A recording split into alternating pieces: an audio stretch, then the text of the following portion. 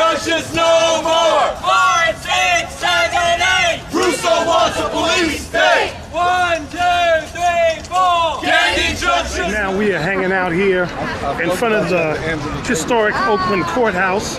This was the scene a good 30, 40 years ago where people came out to rally for Huey Newton to be free. Now we have another group of activists. What's going on here, man? What's your name and what's happening? Well, my name's George Galvis. We're out here basically protesting against the gang injunction. We know that the gang injunction is just going to basically legalize racial profiling. Now, what gang injunction is this?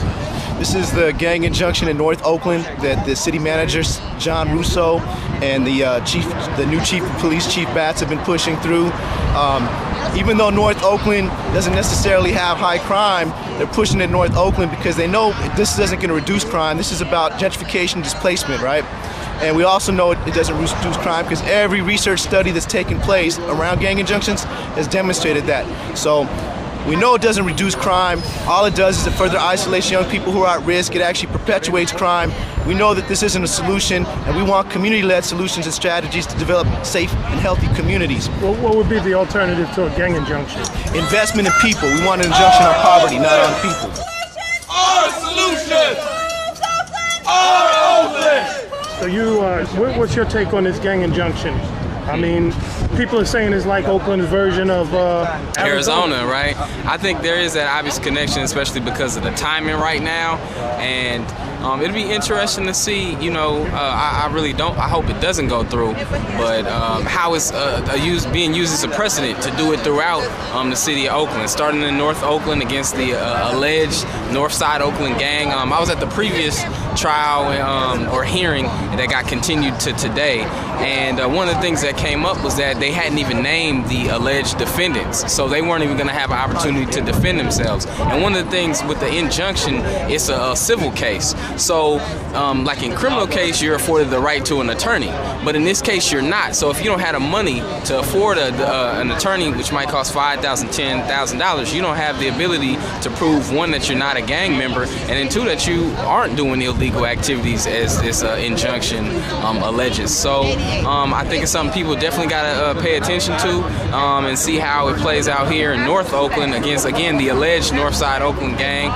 Since I grew up, people called it North Side Oakland. They wasn't banging. They said North Pole because it's North Oakland. Ice cold because the North Pole is cold.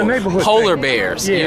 You know. So if people want to defend the polar bears and global warming, you know, why don't you defend the people from the North Pole and Oakland being unfairly labeled as gang members? That's real talk right there. We appreciate it. Not our people! Injunction on poverty! Not our people! What's your thoughts on them having a gang injunction here? I don't think it's fair. I think, like, here's what I see from the Oscar Grant movement to what's going on in Arizona, the immigrant thing. What they're having here is like it's another way to conquer black and brown. What they should do is just take away the gang and put a black and brown injunction on it, because that's all it's for.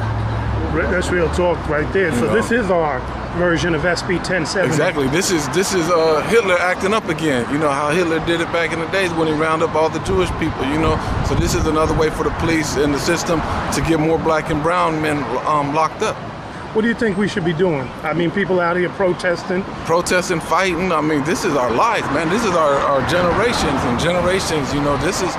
I mean, look at in Arizona now. Like, it just came out on the news the other day. If you speak with an accent, you can't teach in the schools no more. I mean, so they're saying with Arizona starting to do the protocol, they're starting to set the standard for the rest of America to fall in line with that. So we need to wake up. What do you think about the fact, I know it's getting ready to rain, but just the other night, Oakland cops were actually having fist fights. You know, they got into a fight and they themselves got banned. Exactly.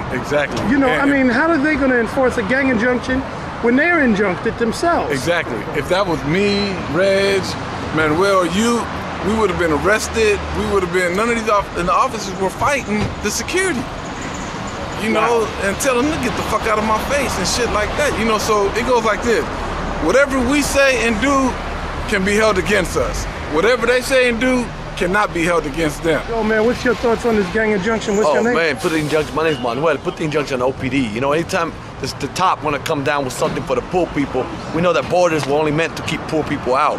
We know that jails were meant 10, 20, 30 years ago as part of a right-wing agenda. Was right-wing and left-wing. It's all part of the same plan to keep us conquered, to keep us oppressed, to keep us from coming up and pursuing freedom. And you know, I'm tired of it. I'm a former slave myself, and to see them cages filled with people, my skin tone, your skin tone, darker skin tone, it's sad, man. It makes me, I'm tired of it. So I think that we got to wake up. And the answer I got to everything is organize, organize, organize. Bring the churches out, bring the community centers, bring any place that you're at. Talk to people, develop relationship, build a movement to stop these people from trying to implement whatever they want to implement. They can do it because we don't stand up, but I mean, many of us are saying we're tired, and many of us are putting our lives on the line because we recognize that if we don't do it, our future generation is going to have to suffer with these people out here. Their plan that is really about hegemony, conquering countries, and they're just trying to conquer another neighborhood. Same thing what they do in Iraq, same thing they do in Puerto Rico, same thing they do every place outside the world. That's what they do. They come up with certain foreign trade agreements that are like in the form of injunctions.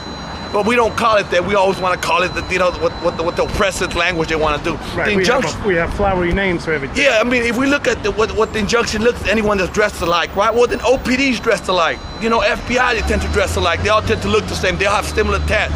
You know, they behave similarly. They've killed a lot of our people. And when they kill or they brutalize our people, to get them on court, not that I want to propagate the same system that creates some injustice, requires riots, requires people to stand up and say, no, we're tired of that. So, I mean, we have to be honest. Who's this injunction really going to target? It's going to target a lot of young people. And many of us are saying enough. Basta. Basta. From Arizona to Oakland, we're saying enough is enough. There you go, Manuel. We appreciate it, brother. Thank you.